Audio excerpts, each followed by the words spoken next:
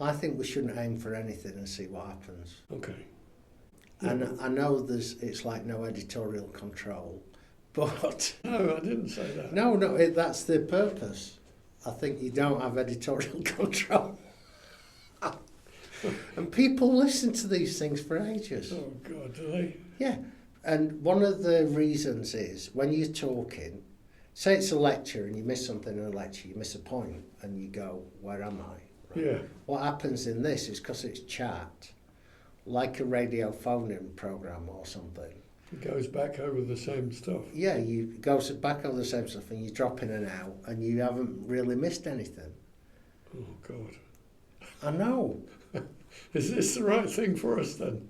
Yeah, let's try it. Yeah. I suppose if you don't miss it, if you're being completely concise and logical, everything has to fit, right? But in conversation, that's not what happens. Yeah, true. And it's a strange format. Yeah, true. Can't we just pretend to be casual? Anyway, we'll see. We'll see. Broken Britain then. We're going to discuss Broken Britain. I've got a list of things. Britain cannot cope with the money it costs for special educational needs children. Mm-hmm. That's making all the local councils bankrupt. Care for the elderly, just cost keeps coming up, is not covered. All the pension stuff, the gold-plated pensions are undermining the country. The numbers of people who are unemployed and more than unemployed on disability benefits, basically, is just huge and projected to just shoot up. They can't tax more, they can't spend more, but they've got more to spend. They can't keep millionaires in the country, and no one wants to be here anyway. They can't keep the non-doms and their tax. They were talking about increasing taxes for the very rich, and apparently the Inland Revenue doesn't know how many billionaires are being taxed in the country at the moment anyway. Right? Tax at the moment has operated as a disincentive to work because of national insurance contributions. They can't train enough doctors, they can't train enough nurses, they import labour right, left and centre. They can't keep the borders clear or count it. Someone at the MOD sends an email and it costs £7 billion. Or, maybe a bit less, but no spare change. Productivity is not increasing. And the person in the armed forces who was in charge of that operation, instead of falling on his sword, has been promoted. He's now head of the Navy. Oh, really? Yeah. Head of the senior service. Wow. I mean, he's not the one who sent the email, but he was in charge of the operation from which it was sent. And so the Labour Party has just completely collapsed in the face of this. The Conservatives are same old. So that it is broken Britain. Productivity is not increasing. It's becoming a less interesting place to invest. The net zero stuff's just out of control. They've increased subsidies to wind farms again. The big idea was putting windmills in your gardens. That was an Ed Miliband thing recently. The whole thing's going to hell in a handcart. Yeah, it does seem pretty desperate. On the other hand, most things sort of work pretty much most of the time. But I was just thinking about a comparison with the 1970s. When I had an office, I had a book on one of the bookshelves that was by the delightfully named Richard Clutterbuck, and it was called Britain in Agony, and it was about the conflicts of the 1970s. And compared to the amount of friction in the air then, and the disruption that might be said to have caused, this doesn't look broken, I'd say. But friction in the air would be a good thing. If there was some friction in the air, people would be going for it. But there isn't. Well, This is the issue, isn't it? So the big displacement activity is, on the left is Palestine and that issue. or, you know, as we now know it, the normalisation of anti-Semitism in the middle classes. So I know some people who are sort of left-wing activists, and the only thing that they talk about is Palestine. They don't talk about any of these issues. Yeah.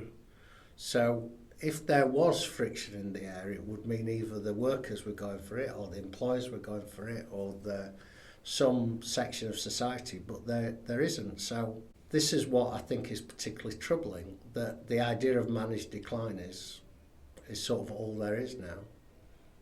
Yeah, it is, as you suggest, alarming that there is no it to go for unless you look elsewhere to find your reason to believe whatever you believe in. Yeah. And I know it seems like a long time ago, around 2012, I remember first talking about, I called it the unbearable lightness of being. What seemed to me to be the sense that there was no underpinning of any of the things that we were supposed to be either upset about or even celebrate. So until the Olympics actually happened, nobody was sure that they would. Yeah. And until people got excited by the athletics, thank goodness, there wasn't anything to get excited about. All those years ago, a decade and a half, I think I kind of reduced it to the idea that Britain surviving as a financial economy had no solid basis, which I think was partly true, but only goes part of the way to explaining what was already setting in at that time, this sense of there being nothing, of there being no there, as Gertrude Stein once said of, I think it was of Atlanta, a kind of a city that was mainly suburbs and not much metropolitan. I think the financialisation has been a factor, but it's not explicable entirely in those terms.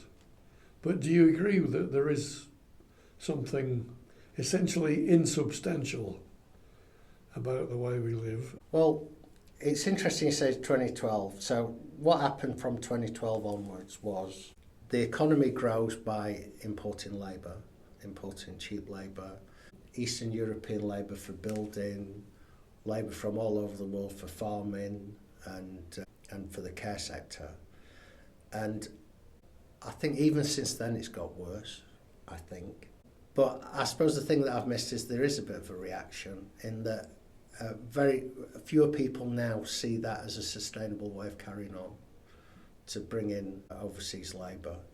Not just the people, the Brexit people and the Reform people, but I think even Keir Starmer goes, you know, nation strangers, oh no it's not, oh yeah it is really. And so there is that sort of sense that something now is missing and it isn't just carrying on. And then the youth thing, I think, is importantly changed in that young people might not have thought they'd do as well as their parents or grandparents. I think that's been the case for a long time. But you didn't have this number of young people saying, I've got mental health problems, I'm going to sign on the really, really long time dole and go for personal independence payments. There was an article recently in the Telegraph that showed that you get more than the minimum wage and more than the average wage once you add a few of these benefits up together. So I think something has changed a bit. Mm-hmm. And it's the sort of, it's the elites thinking, just not trying to address any of these problems. I think there are people that are angry about it. There are people that want to do something about it, but the core British establishment is going, oh, let's talk about DEI, let's talk about Palestine, let's talk about anything else. Well, I think you're right that there is this conundrum, which is it can't go on, something must be done. There isn't anything that can be done. And it kind of shuttles backwards and forwards between those two, I was going to say opposites, but they, they're very close together. They're not really polarities because they're just adjacent. So nothing can be done, and something must be done. Yeah. And there's this kind of spinning top. What is this something must be done though? Well, that it can't go on. Oh yeah, whereas a decade and a half ago, yeah. it's all floating on top, but somehow it's still afloat. I think you're right that there's a recognition that it's not waving, it's more like drowning. But there is no sense of, as you initially put it, going for it, because what would it be that is there to go for?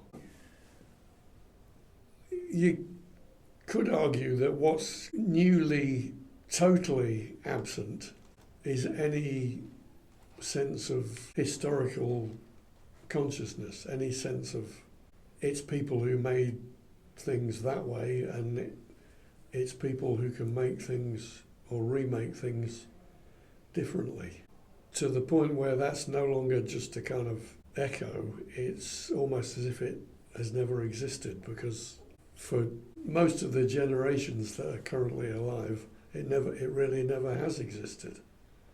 So it's not even as if there's an echo or an inkling thereof. Most people alive today have just never known it, never encountered it. But you see, I think the result of that absence is not confined to more and more limited horizons. I think it actually breaks things up, both socially and psychologically. I think there really hardly is any such thing as a society anymore, as Margaret Thatcher prophesied, because what is there to bring different segments of it together? There is so very little that has a cohering, coordinating influence. So there's I think, dominant tendency towards what is, in the world as we live it, an automatic, a spontaneous segmentation of different people doing different things at different levels. That kind of spontaneous segmentation becomes more like segregation. And you've already said the elites don't know what to do, but insofar as they've done anything, I think they've reinforced this tendency for segmentation to become segregationist. And when you come to look at the psychological manifestation of this, I think it is expressed in the different sources that people have of who they are. They're different role models of, if you like, or sources of self, are not joined up. So there's a role you play in one context and another role that you play in another context. Father, worker, football player on a Sunday or whatever. And that person that you would be, that would coordinate these different modes of your segmented existence, isn't there.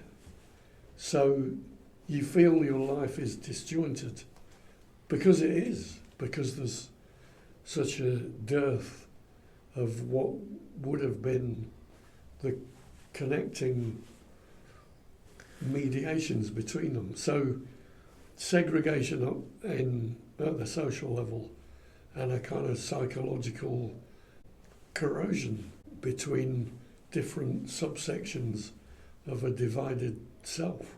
Those sorts of developments are not separate from the productivity question and the work question that you introduced. But I think the two kinds of factors, one of which is more material and one of which is far more intangible, these two sets of factors reciprocate and mutually reinforce each other to an extent which encompasses both the material circumstances and our sense of selfhood or lack of it. I want to go back on something I said. You can kick the can down the road a long time. You can keep going for a very long time, as we found out in most of our lifetimes. Yeah, perhaps since Big Bang in 1988, yeah. Yeah, And Was that what it was?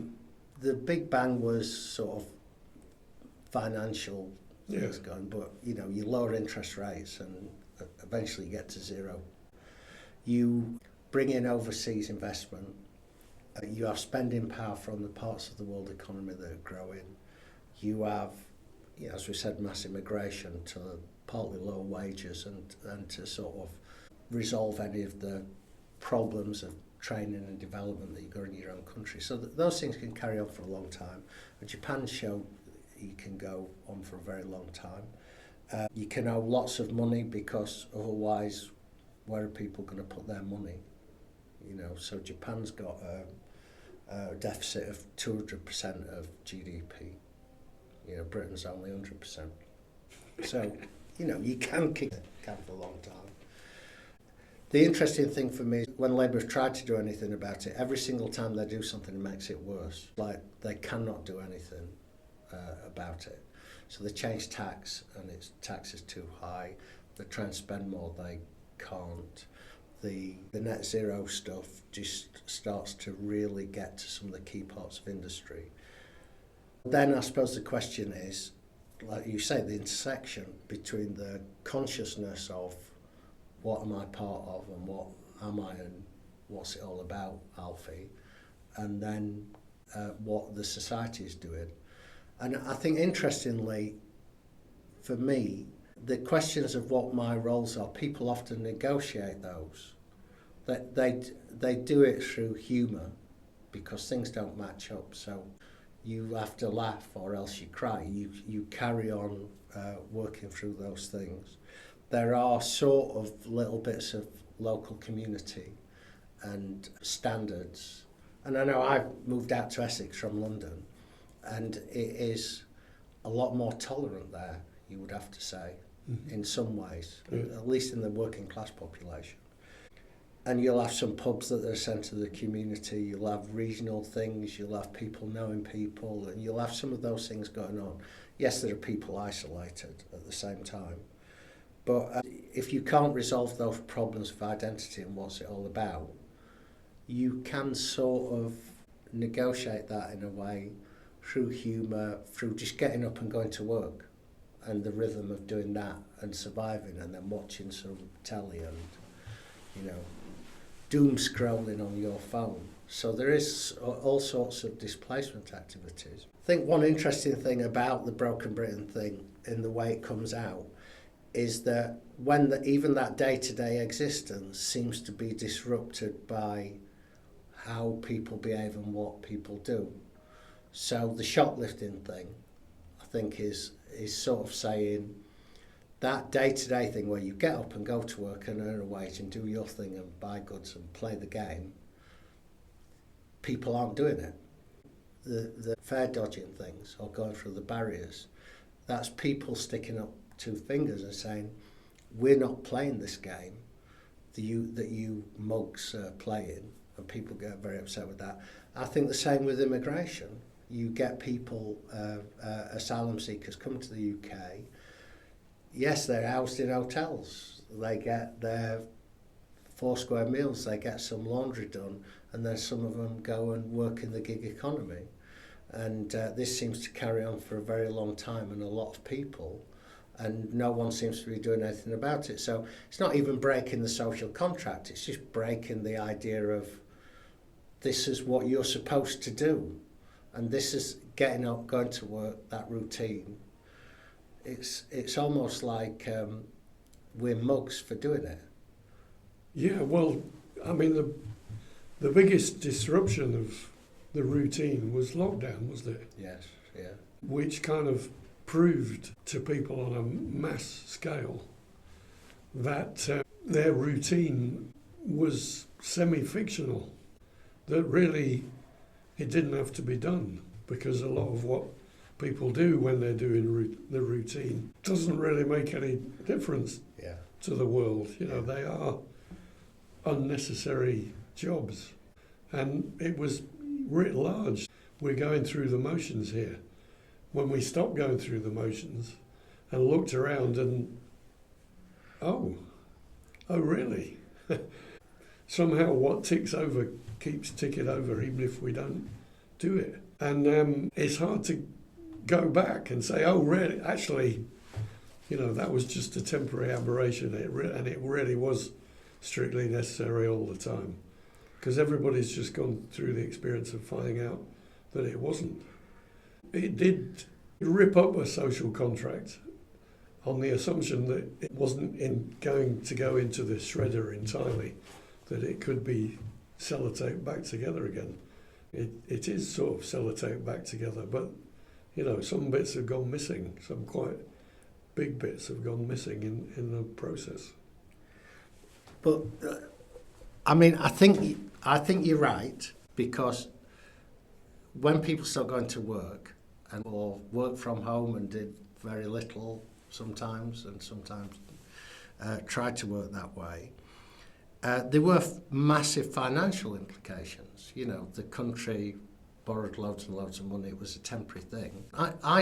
I sort of think of that large amount of time of not going into work and not doing the rat race and going in, and then the idea that I don't know, I suppose what's it all about?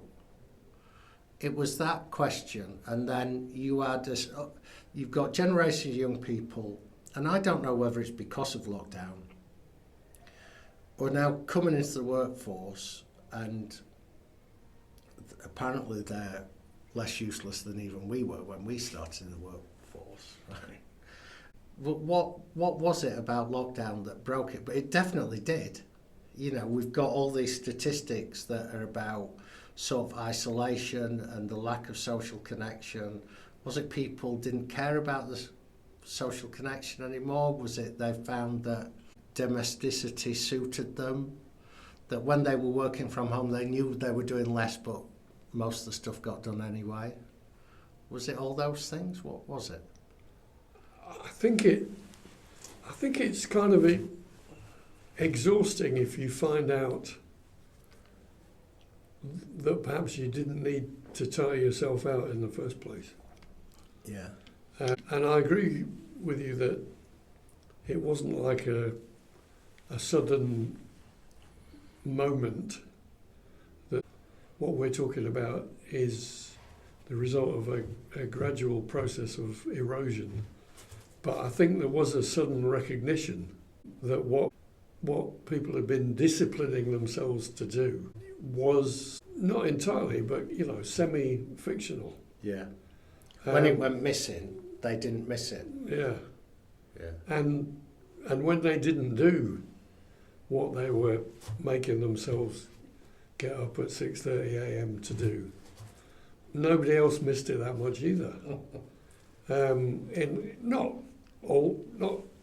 as far as everyone is concerned, but in a lot of instances. Yeah. And oddly, many of the people who would be most missed are the immigrant labourers doing the personal care or whatever. Yeah.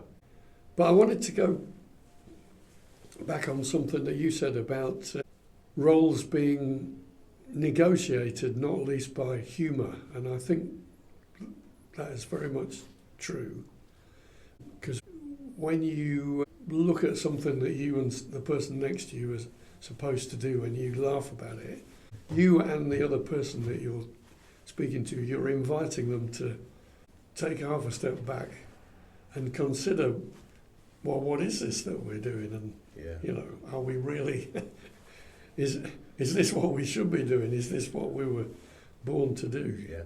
Not even, is this what my life is? Yeah. But is this actually a necessary function to produce things? Yeah. Or produce services and goods? Yeah. Because it ain't most of the time. No. But I think the two things are not so far apart, because if you can look at yourself and look at the person next to you and say to each other, we're making something useful here, then you know what what it is you're doing, even if it's the activity itself is mind-numbingly tedious. There's an outcome that is more than just you being there to do it again the following day. You see, it's not that much that's mind-numbingly tedious, because mind-numbingly tedious means, well, not in the sense that we normally think, like factory work, where one thing is produced after another, and it's a routine and a production. Yeah. No, it's a lot of what people do, I think, is an arbitrary set of filling in forms or doing documents or going to meetings, right? That is not reproduced again and again and again. Mm-hmm. They're arbitrary set of things that don't make sense. That's very true. Yeah. And then you go, what was that about? Yeah. No, that's a very good point. It is the arbitrary character of so much of it that is ultimately distressing. It's not that kind of acute boredom of the assembly line, but there is a kind of chronic, I don't know about illness, but lack of wellness that comes from the arbitrary character of so much sort of work. Yeah. And the email and the PowerPoint and the spreadsheet are the ways in which you organise arbitrary materials. Yeah. The email especially. It's a million different points touching a million other different points, if people remember. And there is no productivity to it. There is no system to it. There's barely a routine to it. Yeah, but you see, what you've just described is another aspect of the, picking up on your term for it, the lack of systematisation that I was trying to get at the social level and at the intrapersonal, psychologically. And you've just say what, in effect, you've just told me, and it is something I hadn't thought of, that this applies to the world of work as well. Its overriding characteristic, and the characteristic that I think that most people find exhausting, is that it doesn't join up. It is arbitrary. Yeah. Correlated to that is the bits of ourselves that don't join up, and the bits of society that are not social because they're subdivided, segmented into modules of self-enclosed cultural identity or whatever.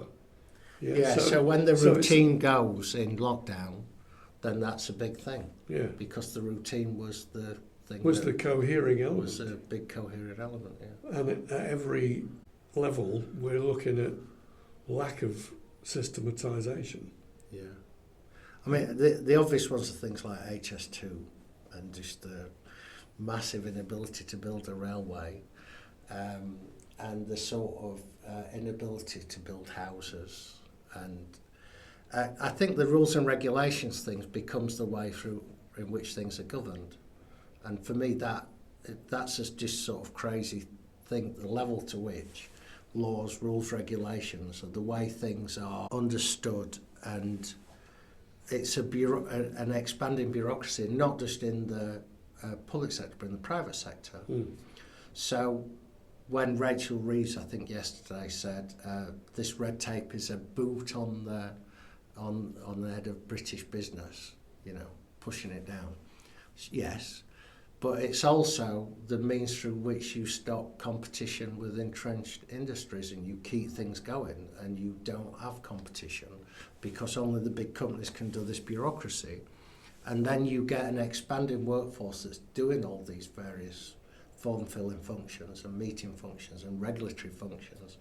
And she appealed to the sort of quangos that have just spread like wildfire in every aspect of society. I think Labour's brought in over 100 since they came in a very short period of time. And so that's the thing that both makes it sclerotic and doesn't open things up for things new, but then also creates an expanding workforce that people are in. Well, I think the two things go together. There's the arbitrary, and then because it is so arbitrary and disjointed, then there has to be an artificial mechanism to try and join things up. Well, because the codification, you'd think, would make things consistent. But what happens is that the codes turn out to be as particular as the arbitrariness, right? So for every arbitrary action, it gets its own code for how that arbitrary action should be carried out. But it's still arbitrary. It's just there's another layer of bother through which to do it. And the two things are mutually reinforcing, so that it's a kind of codified version of arbitrariness. And, no wonder people are exhausted by it. I mean, the example of exactly what you said, but it seems like the right decision, seems perfectly okay, is the Supreme Court, and we know it shouldn't be the Supreme Court, it should just be the top court or the old law lords or whatever it is, because it is not supreme, except it sort of is, because it becomes connected with human rights, and that then sits above politics and all this sort of thing. They make a decision that the protected characteristic on sex, male and female only, right? And then it all starts cascading down. And all the people that objected to it, in a sort of really strong way, then just go, oh yeah, okay, and do whatever mental flips they have to accommodate it. But it's a system of regulation which people latch onto and are connected to in a way that I think is very unhealthy. In fact, incredibly unhealthy for a society. Even if I think the decision's right, I think the way that it cascades down and then starts to become the policy of any institution that you're part of in that sort of totalising way, and a sort of, you're enmeshed in this. And maybe if I opposed it, I would be absolutely steaming. I would be really angry. But the DEI stuff and what is a protected characteristic, and the big arguments about what's the definition of anti-Semitism, what's the definition of Islamophobia. We are nestled in a set of rules and regulations, and that's how it becomes a substitute for politics almost. Yeah, the law as a device to resort to in the absence of common sense, apart from anything else. But you could say, well, I'm going to say, how could it be otherwise? Because the law as a way to govern a society is the ratification of the guiding principles of that society. Yeah, but before you would have a debate in Parliament that would, based on a bill, which would carry on for a fair amount of time, and then there'd be arguments, and then there'd be a debate in society. Or maybe even, with some big things, you could even have a referendum. There'd be some sort of civil society aspect to it. And what I'm saying is that, yes, there was a civil society argument going on, but that never came properly to a head. It was veering more towards the sex-based rights because of some of and things had shifted in society. But it wasn't that ended up in a parliamentary decision or a democratic decision. Mm-hmm.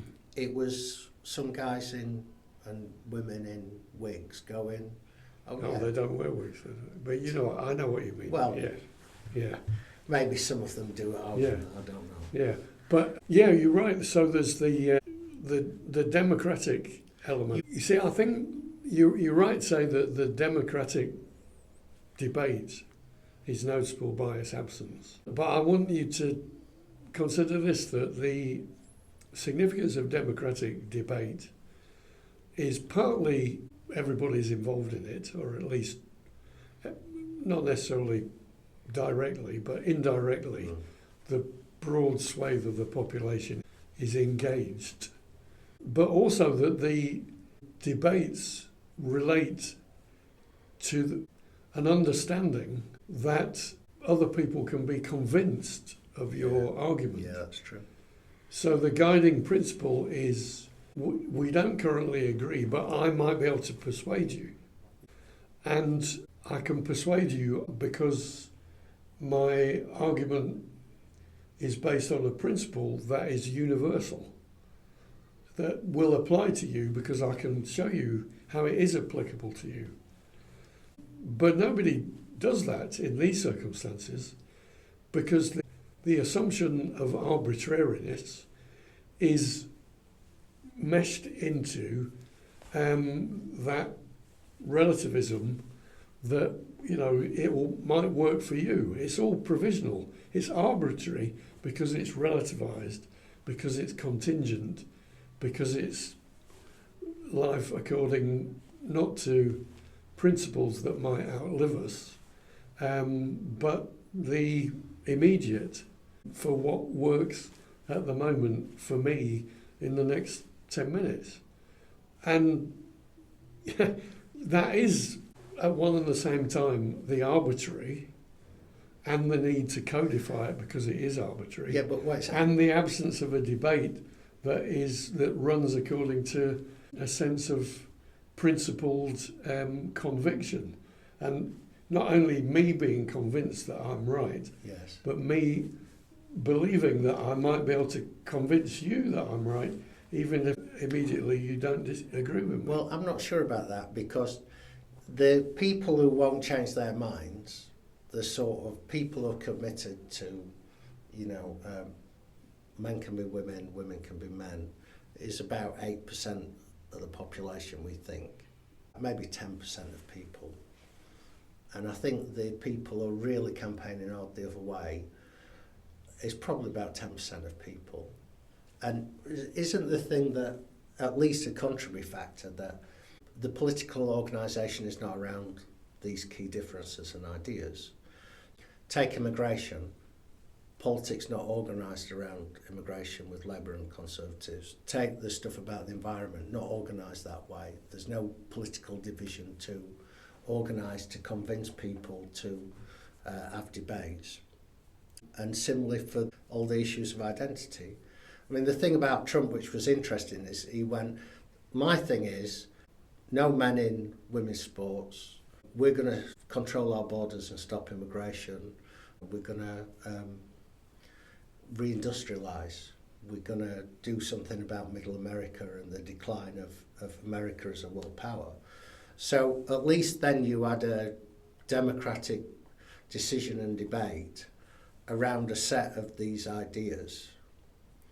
Whereas a lot of the debate, supposedly left and right, whatever that means, really, really whatever that means, right? Now, and so you'll have the Labour Party will go one way and then the other. You'll have the Conservatives go one way and the other, depending on which way the wind's blowing, and partly because they, as I said, they don't feel like they need to resolve problems. But I agree, the idea of convincing people seems a little outdated, and the idea of having that debate. But you can organise politics around some key issues that will lead to people trying to convince someone. I think the only thing that did it in Britain really was the Brexit vote, because it was a clear division. Yeah, you see, I think it's not. I don't think you think it is either. The level of what is problematic cannot be dealt with through reorganisation. Now, don't ask me, well, you might ask me, so how can it be dealt with? And the honest thing would be to say, I don't know. I don't know. What you're saying, you were saying Broken Britain can't be dealt with through reorganisation or these political things? No, what I think you're saying is if politics were reorganised, it could, as a product of that reorganisation, become democratic again. And I don't think it's ultimately an organisational problem. Well, I mean, reorganised in the sense that these are the key issues of the day. We're going to have political parties that represent sides of these key issues of the day. So you can have a vote, you can argue for a party or argue against a party based on your view of these key issues. But if the decisions are given out to quangos or given out to judges and human rights legislation, then the democratic space is emptied out.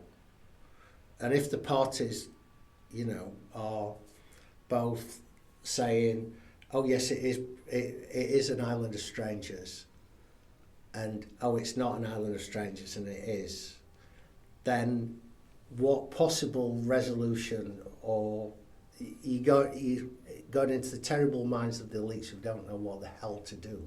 No, that's very true.